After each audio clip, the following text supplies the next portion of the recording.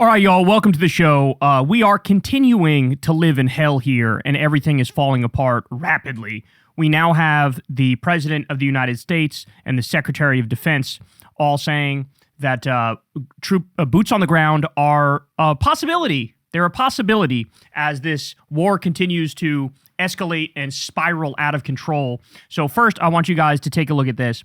Netanyahu was speaking to reporters, and he said the following about the Iran war, quote, "We read in this week's Torah portion, remember what Amalek did to you. We remember and we act. Now go and smite Amalek and utterly destroy all they have and spare them not, but slay both man and woman, infant and suckling, ox and sheep, camel and ass." That's the religious literature that he's citing. He references that it's the just thing and the righteous thing and the virtuous thing to kill even their animals and their innocent civilians, their women and their children. He's saying this on camera at the beginning of this illegal and offensive war against Iran that he and Donald Trump started. So don't say we didn't warn you. We warned you 1,000 times when the Gaza genocide was happening. We warned you. Look, these people have no morals and no values. They openly bomb hospitals and they bomb schools and they bomb UN buildings. They've shot kids in the face. They starved an entire population. They cut off all the food, fuel, and water for over 2 million people, but only 30 or 40,000 are in Hamas. And now they're in the driver's seat and they're effectively launching World War III. That's what we're witnessing here. Now, at the same time that that's going on, at the same time that the Israelis are carpet bombing Tehran, there are massive pro-government rallies that are growing larger and larger on the streets of Tehran. They're chanting, "No submission, no surrender, war with America." Okay, let me play some of this for you here. Take a look.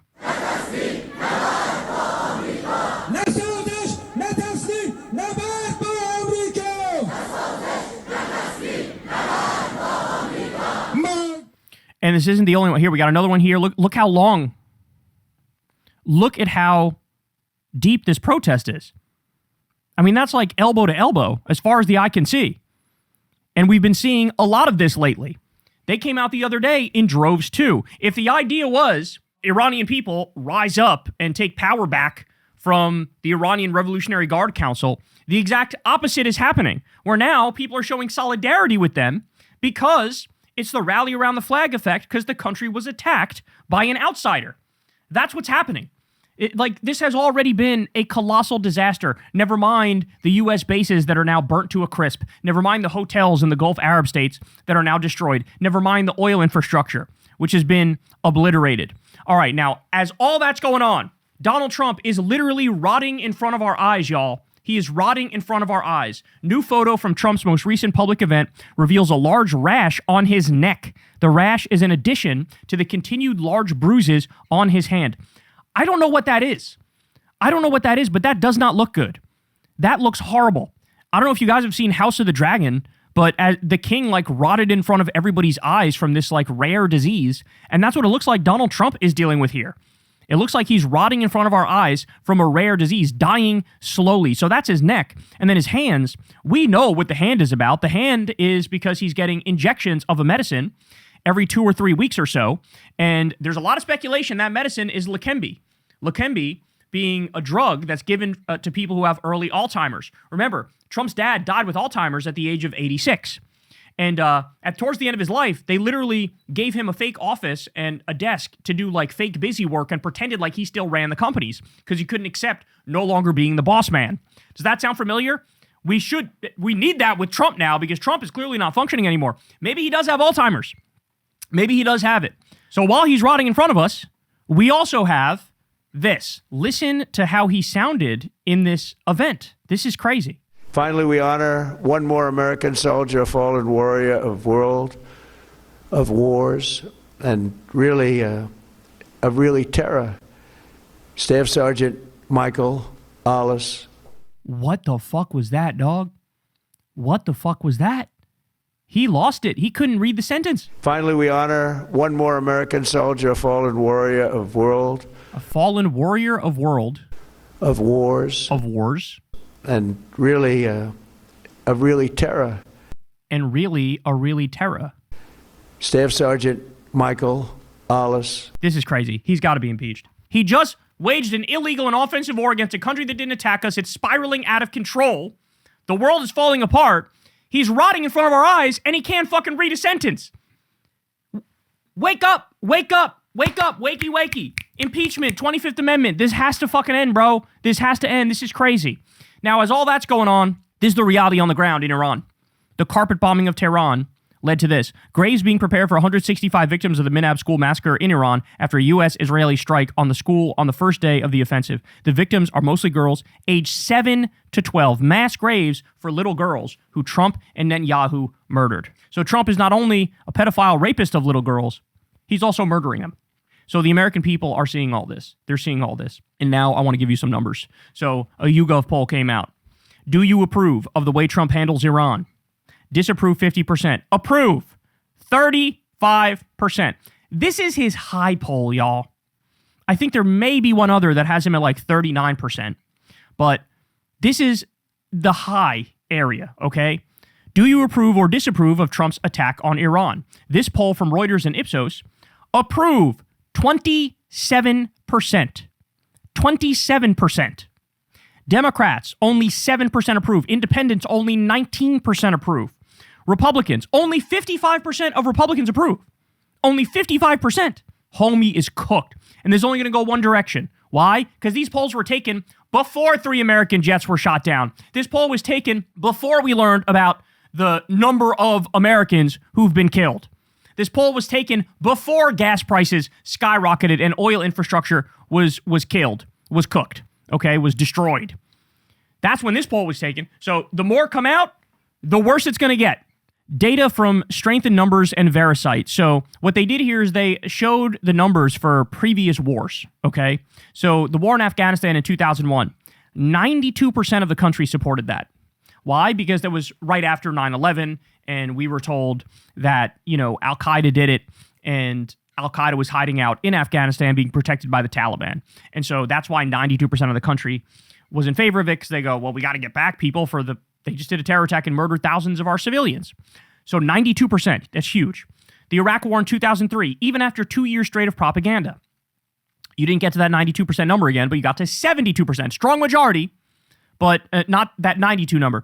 So for the war in Iraq, after 2 straight years of propaganda saying Saddam did 9/11, he worked with Osama bin Laden, he has weapons of mass destruction, he's probably going to attack us, all that, 72%. The bombing of Iran, that just happened, the war with Iran, only 34% supported in this poll. So we got 92% for Afghanistan, 72% for Iraq, 34% for Iran. Trump forgot that you don't just like start attacking somebody and then get a massive boost because people like fucking violence for the sake of violence. No, you fucking idiot. That's not how it works. You have to manufacture consent. You would have to do a lot of propaganda for years to convince people that this is something we have to do. Okay? He didn't do it. Didn't do any of that. Trump's job approval poll. Ready? He's all the way down at 38% in this Ipsos poll. And like I said, there will be a time in the near future, I think he'll have a 29% approval rating. I think he'll have a 29% coming out in the near future from a major pollster. All right, at the same time, Washington Post, hundreds of demonstrators gathered near the White House and other D.C. sites to protest after Israel and the United States launched strikes on Iran. Some protesters held signs that read, "No bombs on Iran," and "No new U.S. war in the Middle East." So here we go. You can see some of the signs here, "Stop the war on Iran." You can see a Palestinian flag here as well. You can see a whole bunch of people marching through the streets. Again, impeach, convict, remove. This sign right here says, again, a whole bunch of signs, "No new U.S. war in the Middle East."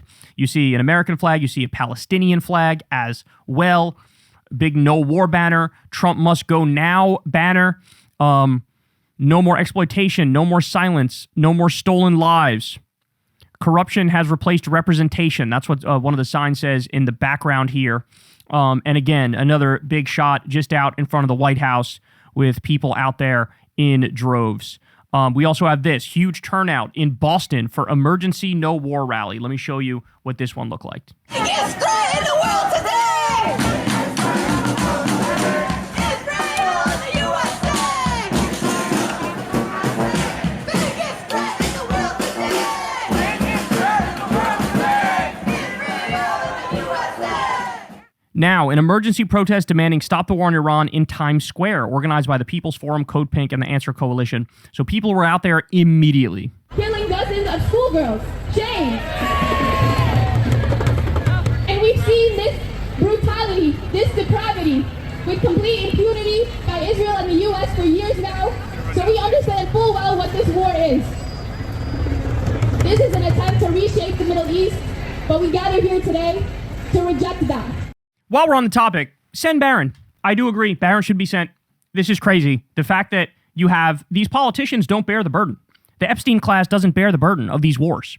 It's poor kids. It's black and brown families. It's, people who have no other way out of poverty. Send Barron. I think it should be a law that every politician needs to send somebody in their close family to the war. Jesse Ventura said that the other week. I totally agree with Jesse Ventura. I would only amend it in the sense that I say, and if you vote for the war, you have to send multiple family members. We also have this. This is happening around the world. There's different protests. Thousands join anti-war protests outside the U.S. Embassy in Athens, Greece. Look at this one.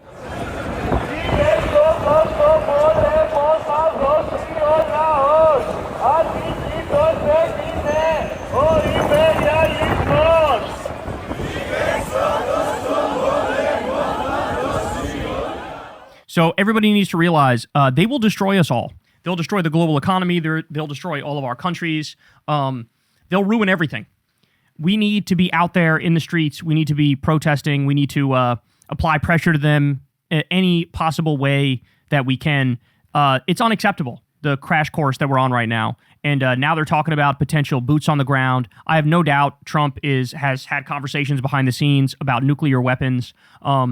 You have Tehran being carpet bombed. Israel is already purposely targeting civilians, and they've done it literally since day one. They've decided to do it because Iran is punching back, punching well above their weight, and just obliterating all this, and not only Tel Aviv, but all this oil infrastructure in the Middle East, and jamming up the global economy. So we're on the brink right now, bro. We are on the brink. I mean, everything might already be in motion in terms of World War III potential here. And so we've never needed people more than now, like well-meaning people, to call their representatives, to get involved, to vote in Democratic primaries, to block Trump's attempt to steal the elections, because that's coming next too. He's already indicated a number of different ways that he's going to try to steal the election.